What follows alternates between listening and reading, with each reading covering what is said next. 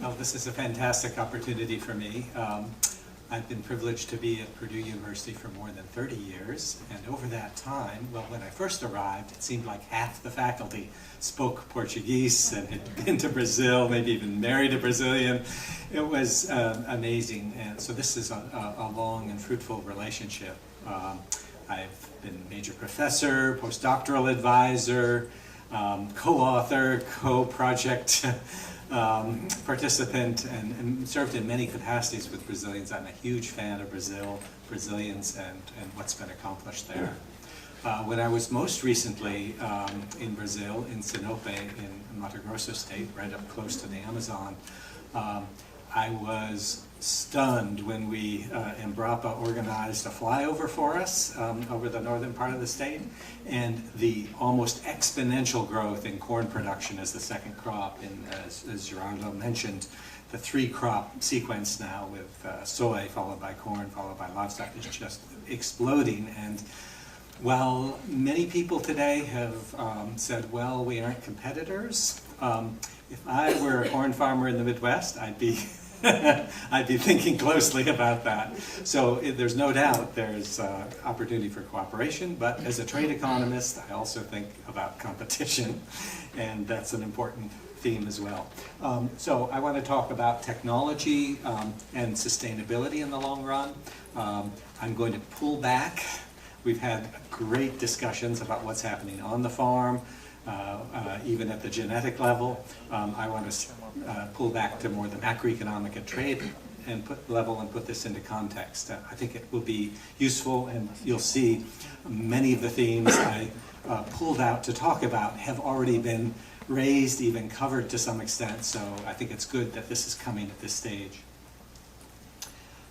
So from a research point of view, thinking about sustainability, I just wanted to get out front what my big complaints are about a lot of the sustainability research and knowledge generation. I don't need to say to this audience how important the interdisciplinary collaboration is. There's no hint of disciplinary focus only here. That's great.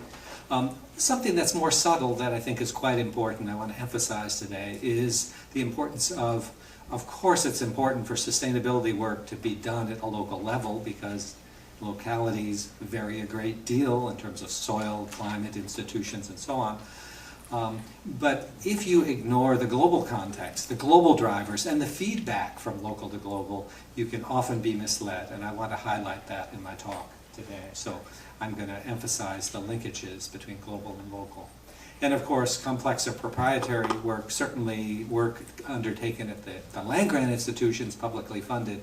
I think there's no role for work that can't be shared and replicated, and that's a real mission of ours. I'll talk about that and the importance of that for sustainability research. So this is our framework that we've been working on over the last number of years. And we call it GLASS, Global to Local Analysis of System Sustainability. The idea that global drivers are driving these local sustainability stresses we've been hearing about, whether it's excess nutrients, water scarcity, and whatnot. Those evidence themselves, obviously, very differently depending on where you are within Brazil, within a state, within even a smaller area. And the way localities respond will feed back potentially to the global level, and I'll give you an example of that. So I'm going to start out, though. Everyone's been looking forward to 2050 to a great degree. Let's look backwards for a minute. If we're going to look forwards 40 years, 30, 40 years, we should first look backwards, I think. And so we'll do that with the help of an economic model. So you heard I do some modeling stuff. I won't go in bore you with the details of that, but I do want to highlight a few insights. So if you look back from, this is going from 1970, 71 to 2010, so a 40-year period, where there was pretty rapid growth in population, income around the world. Global crop output grew a lot over that period. It grew by nearly 160%, and our model comes close to replicating that, but the model permits us to decompose the drivers. We've talked a lot about drivers. Well, how important are they? Over this period, population was very important. There was still pretty rapid population growth around the world. We're in a different situation now. income growth following that, and that green bar there is productivity. That's what Keith Fugely was talking about. In fact, we use Keith's estimates here. A lot of this work reflects collaboration with Keith.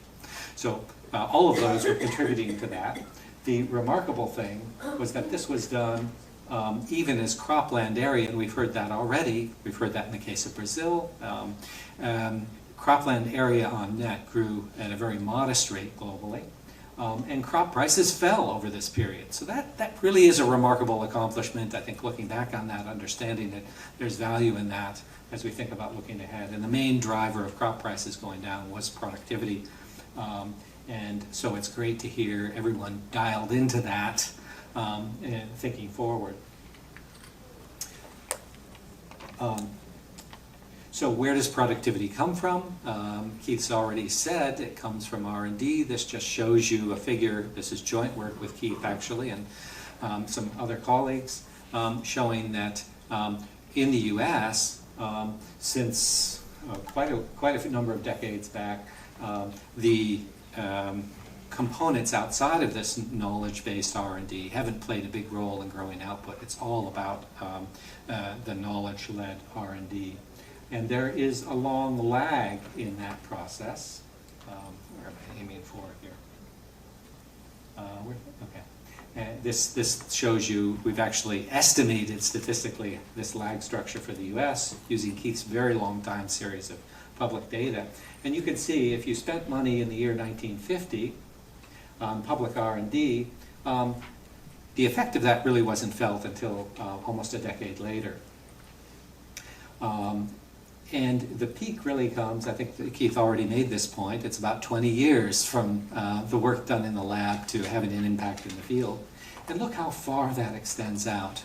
I mean, until recently we were still, of course, this is a combination of all of the kinds of R&D being undertaken, and some of that was still having an effect recently. So it's a very long lag. If we're thinking about mid-century, we need to be doing this work now, because it's going to be too late if we're starting that in 2040 or 2045, worried about 2050. So the long lag is very important. Now let's look forward. These are the drivers that I identified in the historical analysis, so we'll look forward with those drivers. So there's population, that's the red bar. You notice the red bars are a lot smaller going forward. In China, it's actually negative. The one-child policy, they're quickly transitioning to a declining population and declining labor force. Of course, very strong in sub-Saharan Africa still. Income as a driver, potentially important, particularly in the developing world. And then productivity growth, rather different across continents. You'll see evidence of this in a moment between the United States and Latin America. Productivity potentially more important as a driver going forward. Here, this just breaks up, looks at global crop output and what the drivers are by region, and it varies greatly by region. In China, population is no longer a driver of output growth. In the US and in Latin America, still important, but it's really technology, particularly in Latin America, is a driver of future output growth. There was talk this morning about the importance of trade. And so it's interesting to break these drivers up by where is the population growth occurring that's driving U.S. crop output? Where is the income growth occurring that's driving this? And you can see in the case of income on the right-hand side, the green, actually U.S. contribution, that is income growth in the U.S. driving U.S. agriculture, is a pretty small part of the picture. So if you take away trade, you take away agricultural growth. Full stop. So the rest, what's happening in the rest of the world is critically important. It's critically important for agriculture, and don't need to tell any farmer in the room that what happens in the foreign markets is critical. Productivity growth is also very important, and of course population. It's interesting to contrast this with Latin America. So unfortunately I haven't gotten Brazil broken out in this particular figure, but rather a different story. Technology, productivity growth is a more significant driver in Latin America, in Brazil in particular, in Latin America, than in the US. Of course, they still this characteristic, Brazil relies heavily on population, foreign markets, and you see that in the population and income growth. Well, why is productivity growth projected to mid-century to be a more important driver in Latin America and in Brazil than in the US? Well, look at what's been happening to R&D spending. Remember that there's a what we're doing now in R&D is essentially setting the die for where we are in terms of productivity at mid-century to a great degree. We've been hearing about great private sector stuff. That's typically built on the back of basic research done at universities, whether it's in computer science or remote sensing, electrical engineering, whatever. And you can see that the US has been falling off in terms of its spending on public R&D. Brazil's, until recently, has been continuing to climb, and China is off the charts. This is just public R&D. Private R&D in China has already surpassed private R&D in the US as well. So this is setting the die for future productivity growth, for future competitiveness, and potentially sustainability.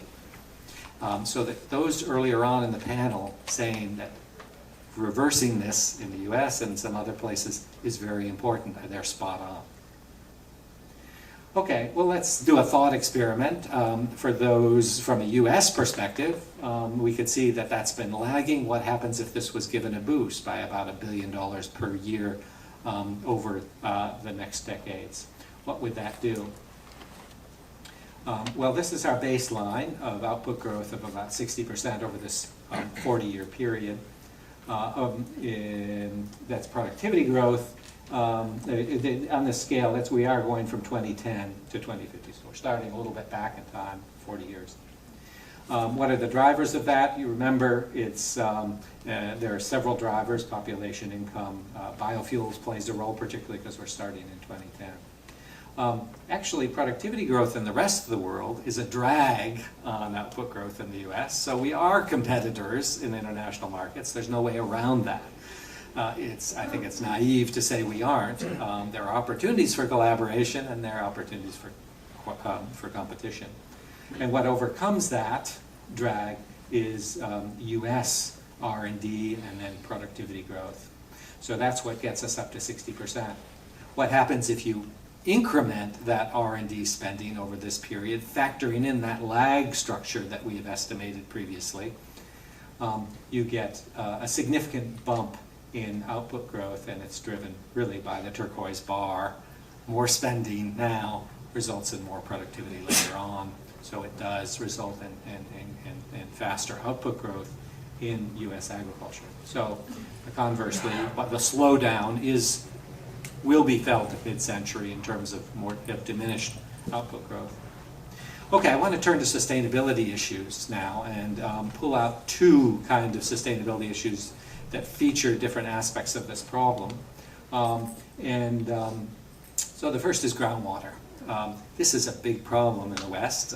Anyone who's seen the picture of the telegraph pole in the Central Valley where the land used to be up here and now it's down here. Well, why is that? Take a look at the red in the Central Valley. In some places, they are withdrawing 10 times the annual recharge rate each year. So of course the groundwater is going down. Of course they're going to have to bring in oil drilling equipment to find their way down to the water and just draw it down faster. So it's pretty much a disaster in many of these locations. And going forward, our projections on the right show that we're adding to this as much as one annual recharge in addition being taken out. So one response would be to restrict groundwater withdrawals to a sustainable level. I mean, it kind of makes sense. That's an interesting thought experiment. It's an important thought experiment because it has implications back at the global level.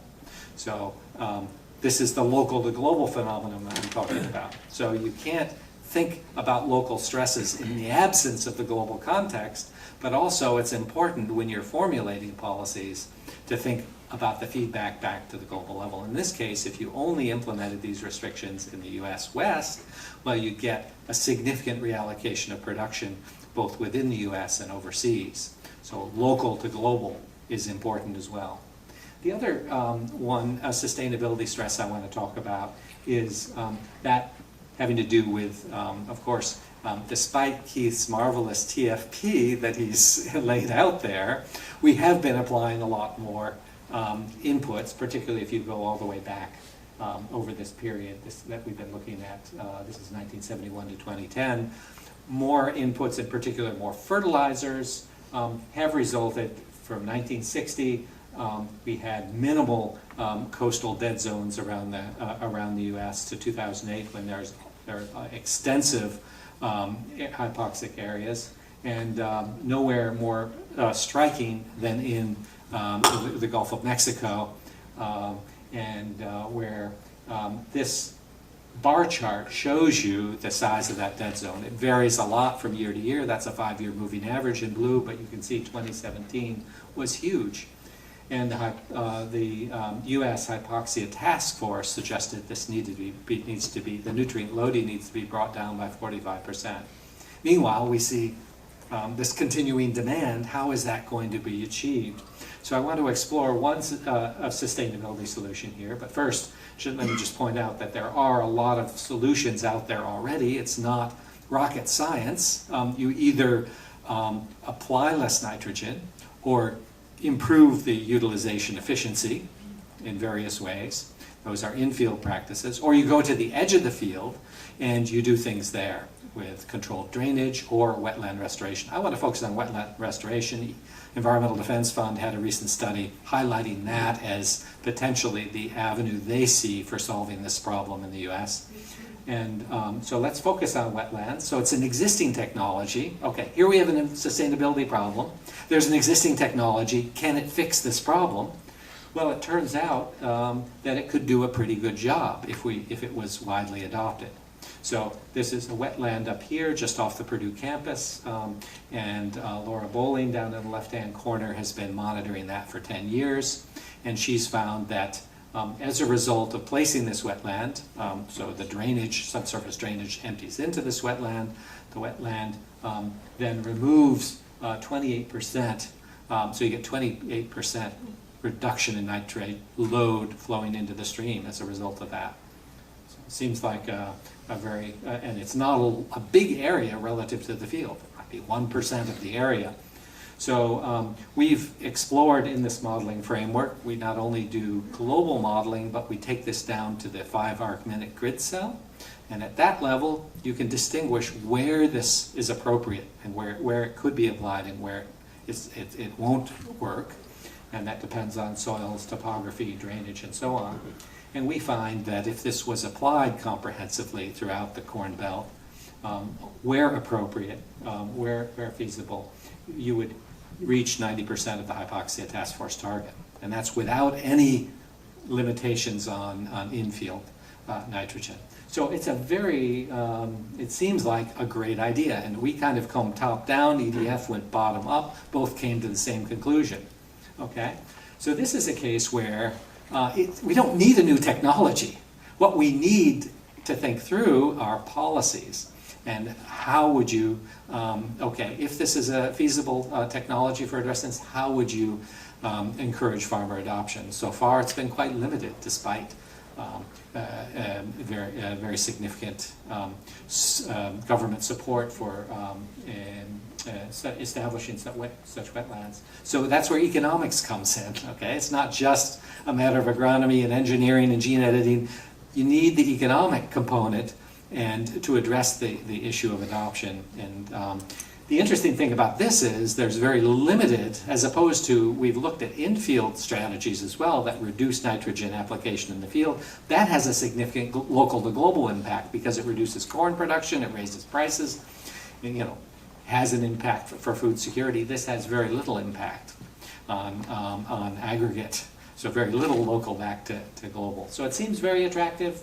Why is it not being done? Well, there are others who are working on understanding that, but I just want to highlight the fact that it isn't always about developing new technologies. Okay, so I just want to talk a little about institutional challenges and our approach. So a little pitch for something we've been working on for a number of years now, under GLASS, Global to Local Analysis of System Sustainability. So we're really emphasizing that for many of these problems, well, Geraldo knows, we've been talking about the data requirements. Can you do this kind of thing for Brazil? What would be involved? There's a big lift. There's a lot of heavy work done to assemble these data, all the data you need to do this kind of analysis, this kind of policy analysis. And this is an area for cooperation because the data are spread around, all of the data around the world are important for this, and they're spread around with different access, and often people not willing to share because this is their avenue, they think, to the next grant, to the next publication. So having a venue, and this is what the GeoHub provides, developed by our colleague Carol Song. The GeoHub offers a place in the clouds where anyone can come in, can upload their data, can run all of the results I've shown you, can be replicated there, and you can you change the assumptions, you can improve the data, heaven forbid. That's what needs to be done. We've got surprisingly poor data in many cases. So we're trying to create a place where people can collaborate on this kind of research. And so our vision for that GeoHub is that it can be, this is NSF funded, Carol's on her second $5 million grant, and we're a key use case in that process, but it's a place where this kind of modeling work can occur, data, viewing, analysis of trade-offs and synergies, community interaction, training, and so on. We recently ran a short course on the GeoHub. And this is just a year ago, we had an event at the National Press Club here in DC where we actually used the GeoHub as a vehicle for presenting some of this work, but then saying, here, you do it. You go in and analyze what's being done. So I think there's great potential for cooperation in this space around the research, the sharing of data, models, and continuous improvement. It's very heavy, a big heavy lift to link global to local, but I think it's what we need to do in the future. Thank you.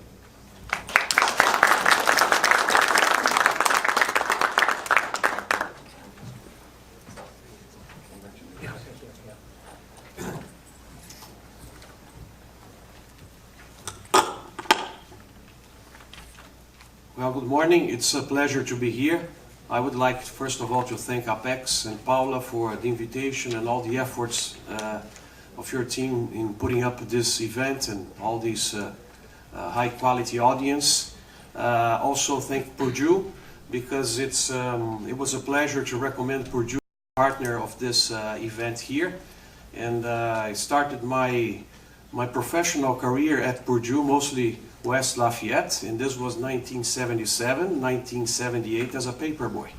While my father was studying at the department at Brennard, I was delivering newspapers in Purdue, and I'm very sad to tell you that my first profession disappeared. So there's no more paperboys over there. It's not changing here. Which one do you? You know, you have to point it off in this direction. Oh, point it over to that guy. That's it. Yeah.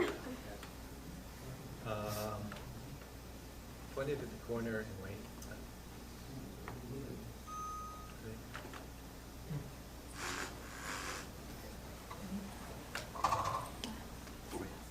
Já. Tô. He uploaded in the break. Sorry, he forgot. Oh, it's here. I think it's here, Paulo. Let's check. Okay.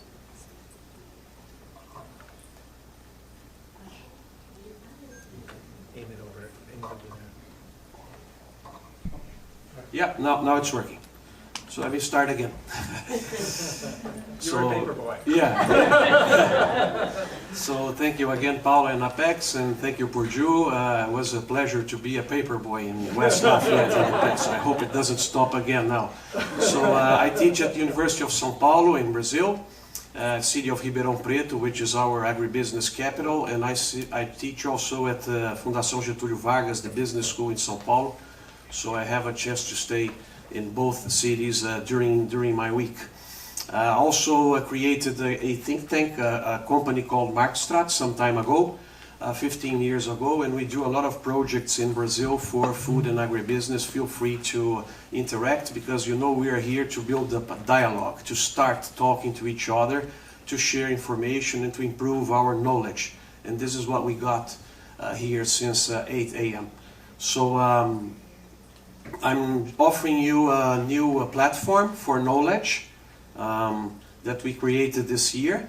Everything for free, full of books, papers, videos and others. Feel free to use and be in touch with us using this platform. We have around 60 people working on it, and the idea is to spread information about Brazil, about global agribusiness and our opinions. So this is we had to go more digital also to talk to our students, because when I started teaching they didn't have a phone, and now they have a phone, so I have to occupy their phone.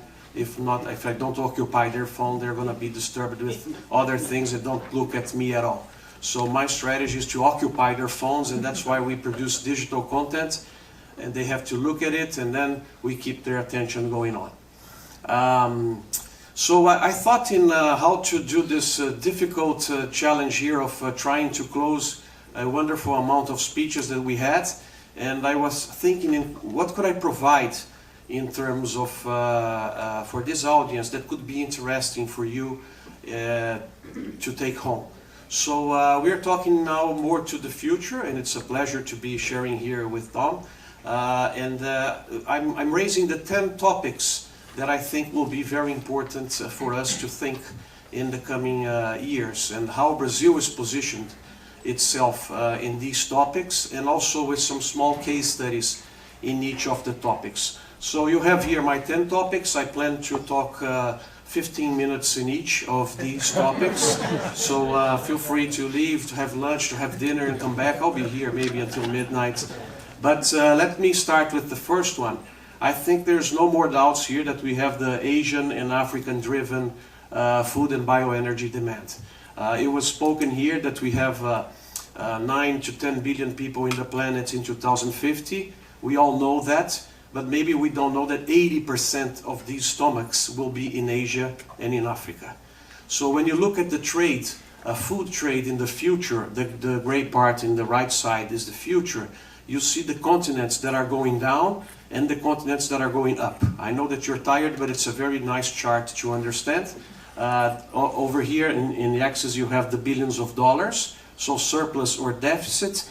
And the lines that are in the middle, the areas of the world that are in the middle, is the countries that will sell and buy the same value in terms of food.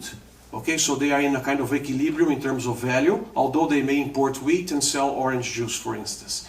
The ones that are going up are the ones that will increase their surplus, and the ones that are going down are the ones that will increase their deficit. So with this chart you can see that food is moving from the Americas to Africa and Asia in the future. So this is the first information. We have a huge consumption growth going on because some of these countries are far away what we have in the US and in Brazil.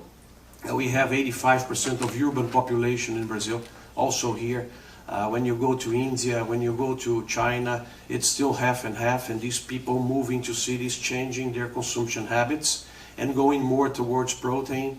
I remember reading a case study of McDonald's in India. They were opening one new unit every 15 days. So it's a huge amount of change. It's a huge change in the way people are consuming food. And here you have on the left side the projections for poultry imports, in the middle pork, and on the right side beef. And these were done before the African swine fever hitting part of Asia. So it's incredible. I will just point out one of the topics here. If you look at the red in the right side, that's beef and that's China.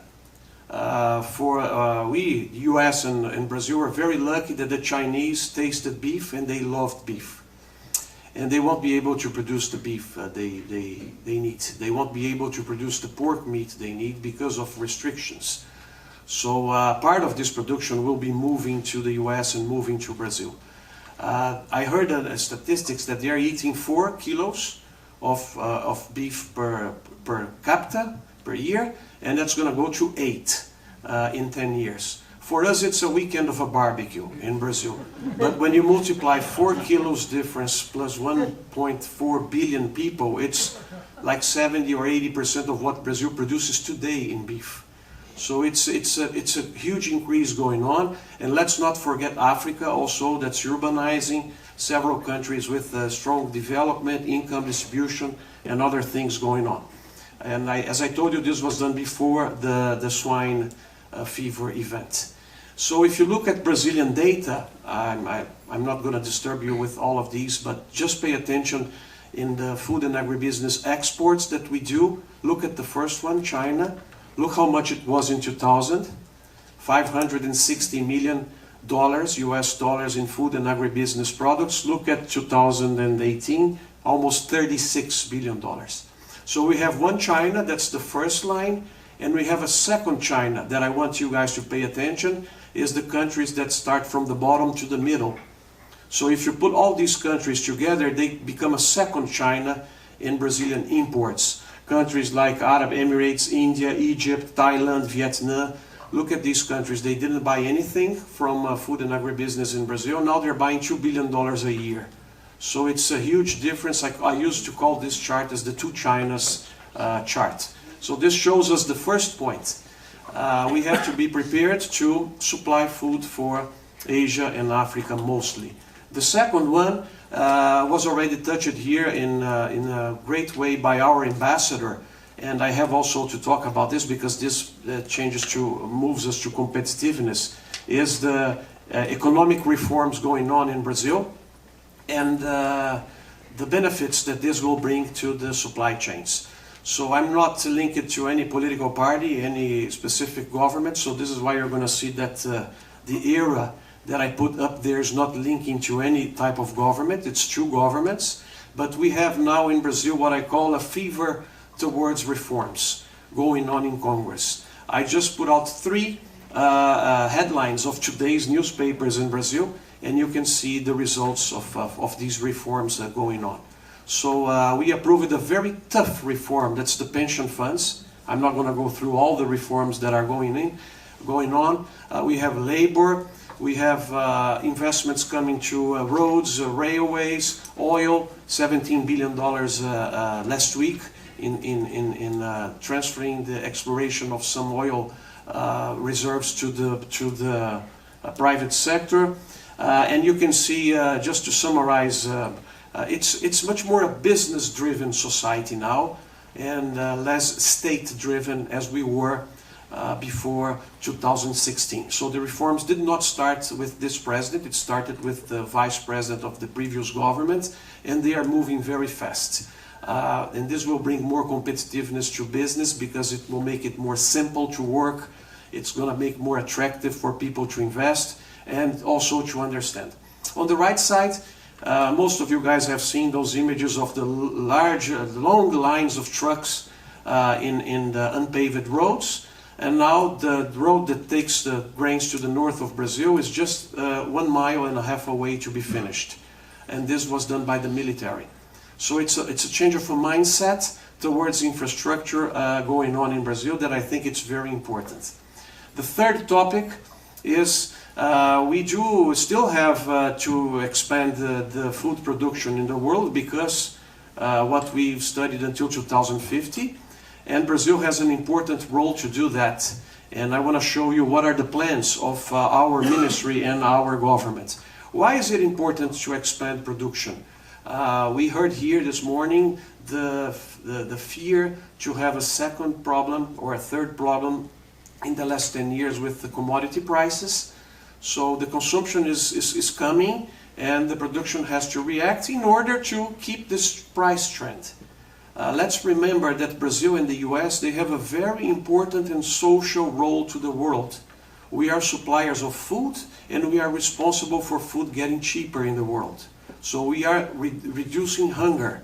That's important to tell because with the same amount of resources, people can buy more because of the efficiency gains that we had in these two agricultures in the last 15, 20, 25 years. These were transferred because it's perfect competition. These efficiency gains were transferred to final consumers in more competitive poultry prices, soybean prices, and all other products that we are producing. So we have to continue to do that.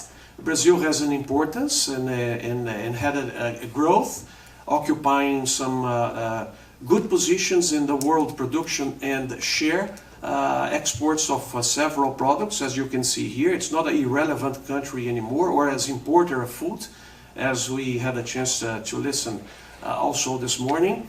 And this growth was very attractive to follow. And I can tell you that I'm very lucky to be an agronomist in Brazil in the last 27 years, because I've seen a Chinese growth in agriculture, not in the country, in agriculture. So this was important because it created a lot of new cities, created a lot of development in the interior of the country, and took a lot of new business to the cities, helping to spread the money that's coming in. So Brazil is exporting $100 billion per year in food and agribusiness products, so you can imagine this per day. And this money is flowing inside the country and helping to promote investments and also income distribution by generation of opportunities. So here's the growth that we expect for the coming 10 years. It's already measured in order to try to supply this 25 million tons of grains per year that the demand in the world grows. So Brazil will jump from 246, that's not 236 anymore, it's 246 this crop, to 300 million tons. It's going to be the size of the US corn crop. And meat, we're going to go from 26 million tons to 33 million tons. And I think this is a little bit, I would say that the number would be a little bit higher, because this statistics done by our ministry was before again, the African swine fever. This will change a little bit the rules of the game.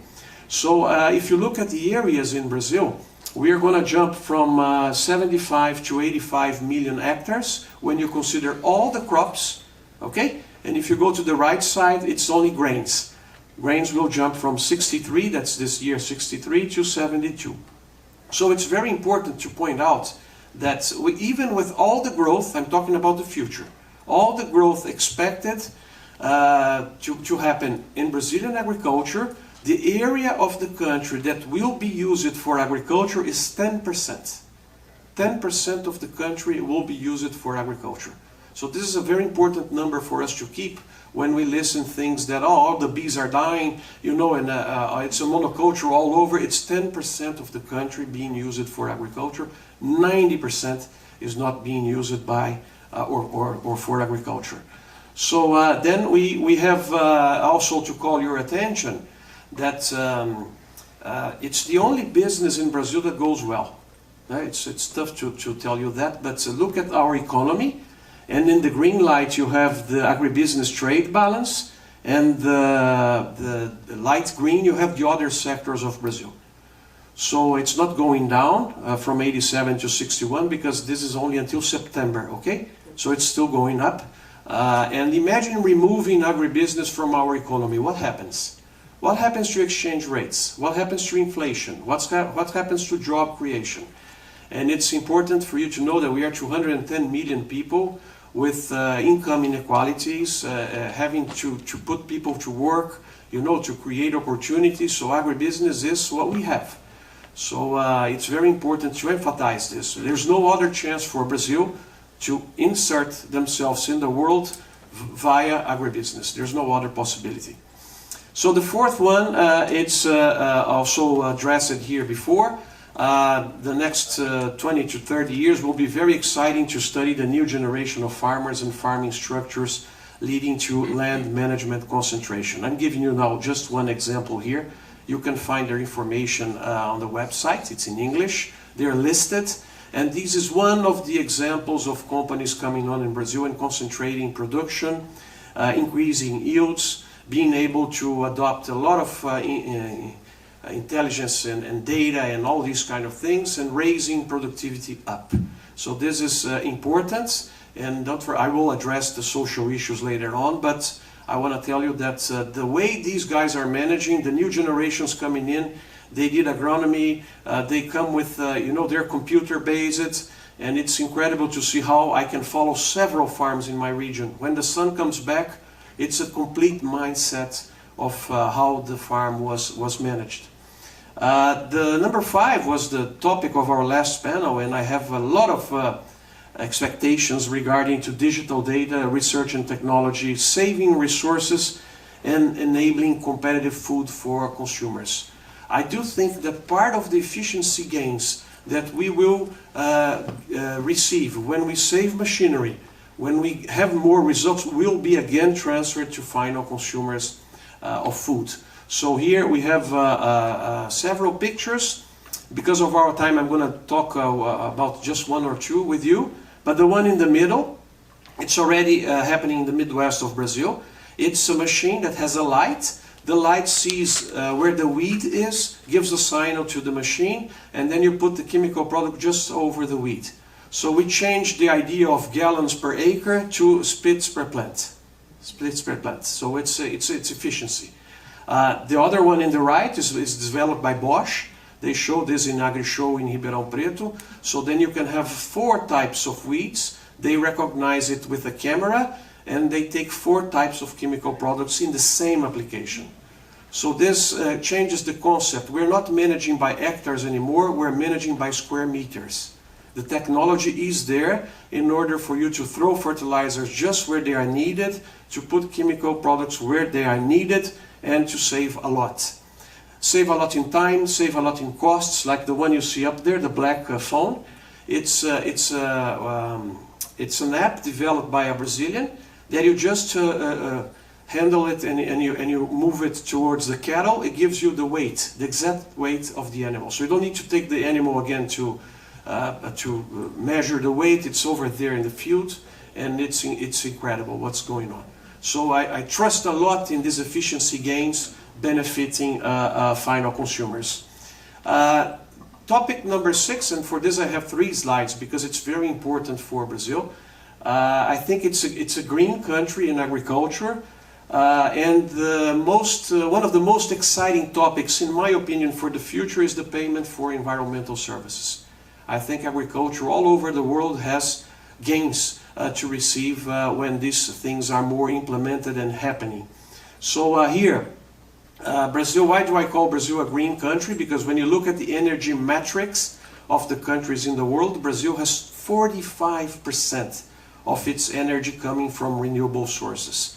The average in the world is 17, and the average in the OECD countries is 10.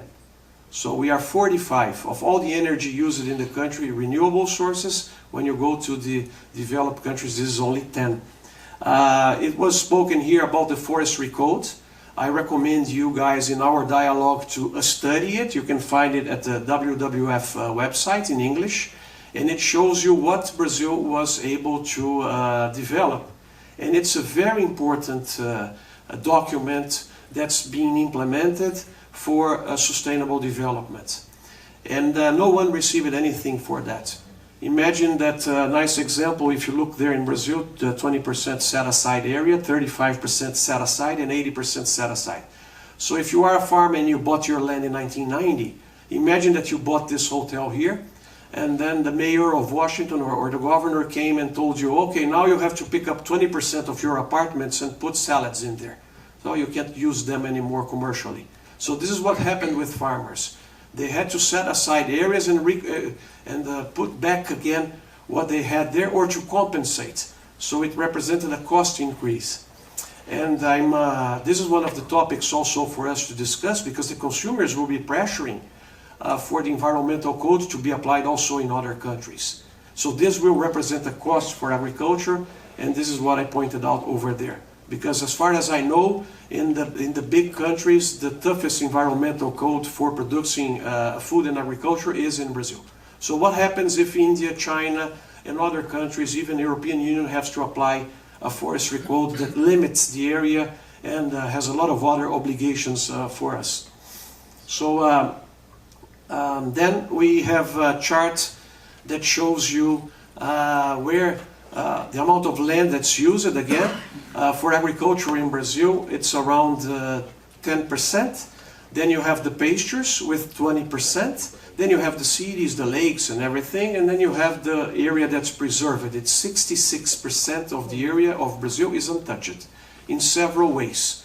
They are indigenous areas, they are governmental areas, parks, they are areas inside the farms. That's the 25.6 that you see in the upper side.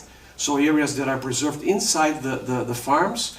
And then you have a comparison with the other big food producing countries in the world. So it's protected agriculture, and it's an environmental agriculture in Brazil. And I think it's an important dialogue here for us to bring you the numbers, because what you saw was wrong in July and August. We've seen a fever all over the world that damaged a lot Brazilian image, and people didn't come back to say, well, I'm sorry what I've done, and this was not true. So we've seen a cover page of The Economist. That's not true. This did not happen. We've seen kangaroos burning in the Amazon. I haven't seen, never seen a kangaroo over there. Giraffes and several other things. So the media and also, the influencers, presidents of countries posting pictures of photographer that died 10 years ago. So I don't know how he received that picture spiritually or whatever happened. So it doesn't make sense. It was a huge attack, and that's the most recent number that you have. It's on the right side. So the burnings in the Amazon are exactly at the average of the last 10 years and are below the average of the last 20 years, is the line just upper the line that hits the bar. So now what happens with the damage that was done to the image of the country? Yeah? It was already done.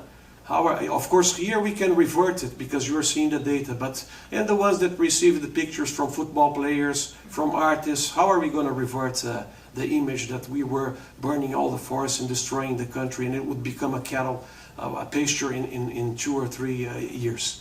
So also I'm finishing here in the environmental topic. I want to address to you the biofuels, because I follow very closely Brazilian biofuel policies. And we have the light blue that you see in the chart on the right side is the flex fuel fleet in Brazil. And I'm very happy to see that biofuels are coming back in recommendations of United Nations. So this is also a huge opportunity for Brazil to work together with the US, because we have China starting maybe next year a blending of 10% of ethanol in their gasoline. This will represent maybe 50-60 million tons of corn, extra corn needed in the world to produce. And we have nice examples from the fleet and the consumption in Brazil.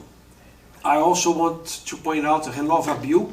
That's a program that went through Brazil in the last 2 years. It's being implemented now. That will give more premiums for carbon saving technologies and for efficiency. And today you have some of the numbers there. I'm not going to read all of them to you because you're tired, but 48% of the fuel used in Brazil for the car fleet is ethanol. So it's probably the highest in the world. And if you look at the city of São Paulo, the megalopolis in the world, probably is the one with the cleanest fuel metrics in the world. You never heard about this because we're very bad to communicate. We have to tell good things that are going on, because then we can bring you together to see the reasons and the dialogue and things that are going over there. Also, biodiesel is increasing from 10 to 15%, and this represents shifting money from the oil business to agriculture. Yeah, when you put 5% more, if you look at the supply chain, you're removing from the supply chain of oil to the supply chain of agriculture. So a lot of positive news in this area of ethanols and biofuels in Brazil, and also electricity now. It's becoming a fever in the farms in Brazil to put electric and solar panels together. And here you see a picture of Cooper Citrus. With this panel, they save $1,200 per day in electricity. Just having this panel beside the cooperative, helping to supply electricity for them. The number 7 is the creative and sharing economy for innovation, credit, insurance, and services. And I'm amazed with what's going on over here. We should study this much more, because this is going to change the rules of the game. This is going to change from the big guys to the smaller guys. So I've seen Uber systems of tractors in agriculture, of harvesters, of services. So if you look today, when I was 16 years old, in Brazil we take the driver's license with 18. I was counting the year, the month, the day, the minute to have my driver's license. Today, for the students that I teach, maybe 50% of them didn't even go towards the driver's license. Because a car, I don't want a car anymore. Why? I want the right to use. So we're moving from a society that was asset-driven to a light asset society. So this will bring a lot of changes towards agriculture, in my opinion. And I'm following what's going to happen next year in Brazil with the strong interest of Alibaba. So we should study the marketplaces coming in because they change the rules of the game. So I have 2 bags of coffee to sell. I just upload in the system. It's a huge social inclusion program because I upload it in the system and someone will buy. Remember the Chinese app that has a value of more than $7 billion because it links the supermarkets of a certain city with the fresh producers, horticultural producers of that city. And a Uber takes the products. So we're going to see a lot of changes in agriculture in the last 10 years, and I think this will be very creative because new people will come in and will threaten the big guys in the big business. So there are opportunities here with the sharing economy and the creative economy. There's also a new role for cooperatives. And we had a chance to speak here, and I'll give you just 2 examples here. The left side is Cochupé. Cochupé is the largest coffee cooperative in the world. And you know how many owners they have? 13,500 owners. So yes, there's a chance to be big in agriculture of 2050. If I think big, I can be big. And that's one of the chances. The one on the right side is incredible change that's going on because now, you know, I'm a small farmer. I don't want to buy a drone and then this drone will have idle capacity. I don't know how to drive the drone. I don't have the license, you know. I don't want to buy all these new tech that's coming. But the cooperative perceive that they can supply the complete services for these farmers, being small, medium, or even large farmers, and in a more efficient way than you buying and keeping the assets. So Cooper Citrus is a cooperative close to my city that I follow a lot and I partner of them. It's the area that grows more in the cooperative. It's what they call the digital field.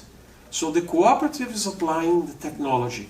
And look what they've done to the farm, to the coffee farmer when they systematized the area, and the farmer with the same area has now much more coffee plants. Just because he used the technology supplied by the cooperative. So you know it's creating margins all over because you're reducing waste, reducing food waste, reducing waste of space, waste of fertilizers, waste of crop protection. So you get more carbon-driven efficiency. So I'm in love with what's going on with the cooperative system in Brazil because they, most of them, woke up that they are the guys to take the square meter management, the digital whatever, to the farmers. And this will create a lot of social inclusion also and keep people in business. Another beautiful example that, in my opinion, coming back here, I'm listing 10 points for you that I think will challenge us to study more in the next years until 2050, is the circular chains and investments creating sustainability, margins, and value added. So here's one example. Let me tell you a short story, and then we come to the last topic. In a region, we used to have cattle, only cattle. That's example is the city of Quirinópolis in Goiás. Only cattle, you know, the amount of jobs was small. Then suddenly they received the sugarcane factory in 2005. I measured this for their sustainability report. Before the sugarcane factory came, the city of Quirinópolis had 800 companies. After the sugarcane factory came, they had 3,500 companies in the city. Can you imagine just attracting one agro-industry? In case there were 2 sugar mills. But then you come with the cane, you crush the cane, you have the sugar, you have the ethanol, and you have the bagasse. Remember that the bagasse is burned in boilers, goes to the network, so you sell electricity for that region, and you can also use the electricity for your mill, for your industrial operations. Now what's becoming a fever in Brazil is to put just beside the sugarcane facility a corn ethanol facility. Because then the corn does not produce electricity, so you have to buy from the network, or you have to buy wood and burn, or whatever. So you transfer the electricity from the sugarcane mill to the corn facility, and then you enter with 1 ton of corn, you have 400 liters of ethanol, you have 330 kilos of DDG, and then you have other products.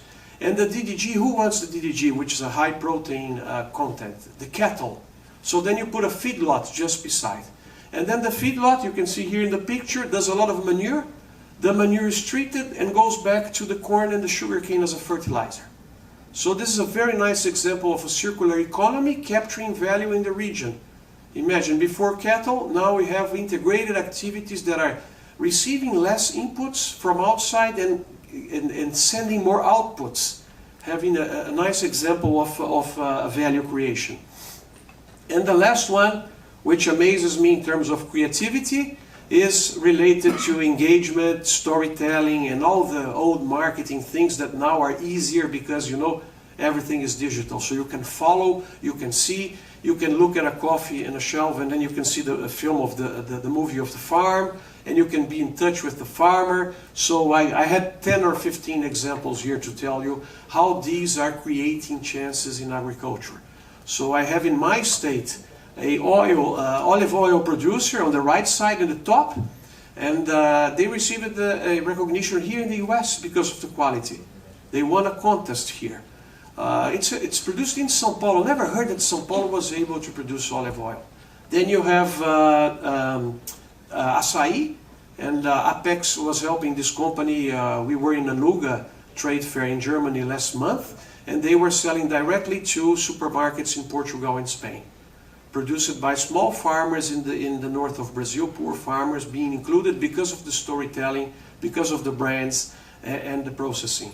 And on the left side, it's incredible, the Luckin Coffee, probably you heard about this. China is also liking to drink coffee, and we're lucky about this. They're opening, you know how long does it take for them to open one new coffee shop in Luckin Coffee? 5 hours. In each 5 hours, there's a new Luckin Coffee being opened in China, and in 18 hours, a new Starbucks being opened in China. So I was there, and I felt like a dinosaur. You know why? Because there's no more credit cards, no more cash in China. It's only phones. It's the system, payment system that they developed that started with Alibaba, and now it's an independent company. And it was funny because the lady there doesn't speak a word of English. I don't speak a word of Chinese, and you can imagine my transaction to get a cup of coffee and to understand their business model, which is outstanding because you order the coffee while you're walking, and then you go there with your phone. Take a look at the picture just in the middle, and then they scan it, and then you take your coffee. So it's incredible. No more cash. A lot of data being available because they know you, they know your consumption behavior. So imagine the amount of things that we can do with this in the next 10 years. And the last one is to invite you to have a beer this evening. So I'm telling you the beer story. I received a WhatsApp from a friend that company over there called Leuven, they were in a crowdfunding experience. So I could enter a website that I never heard about. I was ashamed of not hearing about this website because I'm a business professor. So I entered in the website, and I've seen several companies for crowdfunding. And what happened? They raised 5 million reais, or $1.5 million in 3 days. That was the money they wanted. And so they had to send money back to people, because a community was created, engaged community. So I invested, I sent to 20 friends. I told them, let's be partners of this initiative. They want to build new product lines, they want to build a restaurant and whatever. So this is my last comment to tell you that this will change the way we do credit in the world. Because in 2 or 3 years from now, a soybean farmer in Brazil can go to this crowdfunding platforms, and a retired fireman in Texas can put his money in the soybean crop directly, without the traditional ways that we are thinking about. So of course someone will guarantee, someone will give an insurance, but the fireman in Texas that receives 0% of interest rates, he can receive a 3% from a soybean farmer in Brazil in 4 months, and that's half of what the soybean farmer is paying if he goes to the market to capture the money. So a huge amount of changes will happen in our agriculture, and I hope I can be here to study. And I may think that you would like one picture to take home of my speech, so I prepared it to you here. That's the 10 topics that I think will be important for us to consider in the coming years. And Brazil has an important role, the US has an important role. We sometimes compete, but I think it's like 80% of chances of cooperation and 20% chances of competing.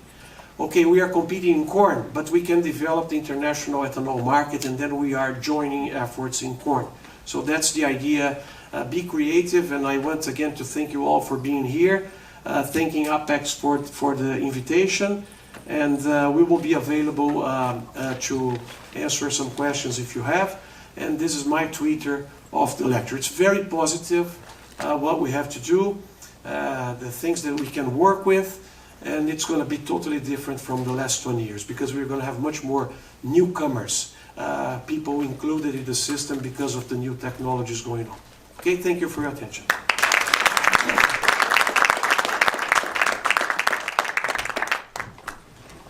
Thank you so much, Dr. Neves and Dr. Hertel. We do have time for 1 or 2 questions if there are any, so I'd like to open to the floor.